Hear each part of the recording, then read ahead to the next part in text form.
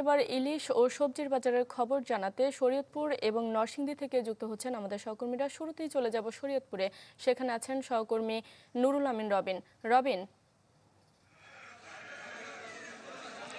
শারমিন, শরীয়তপুরে কিন্তু ইলিশের বাজার একেবারেই অস্থিতিশীল আমি বলবো, কারণ বাজারে ইলিশের সরবরাহ নেই বললেই চলে।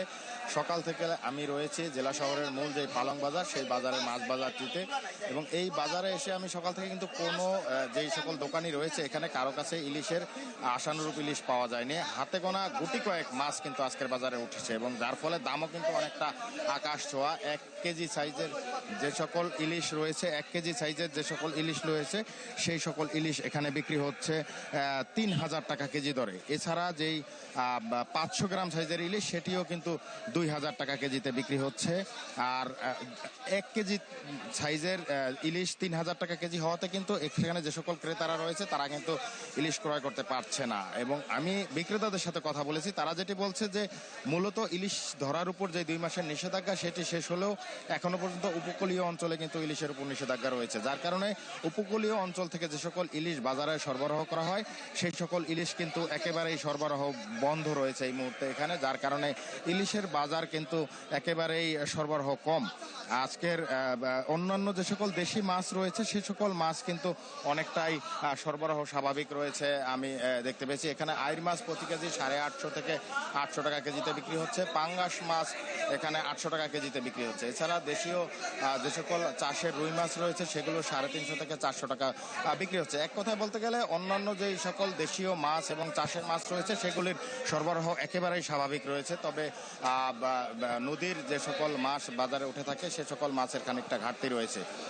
তো জেলেরা যেটি বলছে যে সামনে যেহেতু বর্ষা মৌসুম আসছে, বৃষ্টি আসার পরে কিন্তু নদীতে ইলিশের সরবরাহ, ইলিশের উৎপাদন বাড়বে, এবং সেই ক্ষেত্রে কিন্তু বাজারে ইলিশের সরবরাহ অনেকটা স্বাভাবিক হবে, এমনটাই কিন্তু বিক্রেতারা এবং জেলেরা আমাদেরকে জানিয়েছে। শারমিন, এই ছিল আমার কাছে শরীয়তপুর থেকে ইলিশ বাজারের সব সত্য। রবিন, ধন্যবাদ আপনাকে। দর্শক, এবার সবজির বাজারের খবর জানাতে নরসিংদী থেকে যোগ দিচ্ছেন সঞ্জিত সাহা। সঞ্জিত, শাইনি চুলে এখন হবে সব হেয়ারস্টাইল। সিল্কোর দ্বিগুণ শাইনি চুল প্রতিদিন। নরসিংদীর বাজারগুলোতে কিন্তু সবজির ব্যাপক সমারোহ রয়েছে, এবং বাজারে কিন্তু সব ধরনের সবজি পাওয়া গেছে, তবে দাম তুলনামূলক কিছুটা বেড়েছে। এই বাজারে বর্তমানে যে সবজি রয়েছে তার মধ্যে পেঁপে বিক্রি হচ্ছে 80 টাকা কেজি, পটল বিক্রি হচ্ছে 60 টাকা, ঝিঙ্গা বিক্রি হচ্ছে 60 টাকা, লাউ প্রতি পিস বিক্রি হচ্ছে 40 টাকা। এছাড়া যেসব সবজি রয়েছে সব সবজির বাজারে কিন্তু মোটামুটি রয়েছে, এবং দেখবেন যে সকাল থেকে কিন্তু এই যে বাজারটি রয়েছে এই বাজারে কিন্তু আহ পাইকারি বেচা কেনা হচ্ছে। এটি পাইকারি বাজার, এখান থেকে আসলে সকল ধরনের সবজি কিনে নিয়ে অন্যান্য বাজারে বিক্রি করে। এখানে একজন ব্যবসায়ী রয়েছে, আমি একটু বাজার দাম সম্পর্কে জানতে চাই। সবজির সরবরাহ কেমন এবং দাম কেমন? সবজির সরবরাহ ভালো, দামটা অনেকটা সহনীয় পর্যায়ে, তবে খুচরা বাজারে একটু বেশি আর কি। খুচরা বাজারে ক্রেতা কম থাকায় এটা বাজার বেশি। সবজির দামগুলি কেমন? পটল কত কেজি বিক্রি হচ্ছে, বা অন্যান্য যে সবজি একটু দামগুলো বলবেন? দেশি পটল 50 টাকা, ভেন্ডি 40 টাকা, বেগুন 60 টাকা, কপি 40 টাকা, গাজর 40 টাকা, তারপর পেঁপে 50 টাকা, ইত্যাদি ইত্যাদি আর কি। মরিচের বাজারও সহনীয়, 60 টাকা পর্যন্ত মরিচের বাজার আছে। ধন্যবাদ।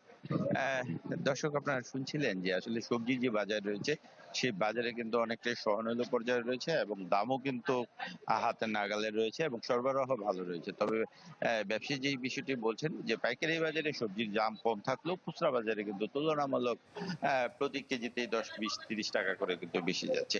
তো এই যে পার্থক্যটা রয়েছে এটা একটা বড় বিষয় রয়েছে। খুচরা ব্যবসায়ীদের কাছে যদি না থাকে তাহলে কিন্তু ভোক্তা যারা রয়েছে তারা কিন্তু খুব সহজেই কিন্তু সবজি কিনতে পারবে। তো এই ছিল সর্বশেষ অবস্থা। সঞ্জিত, ধন্যবাদ আপনাকে। দর্শক, সবজি ও ইলিশ বাজারের খবর জানাচ্ছিলেন আমাদের সহকর্মীরা।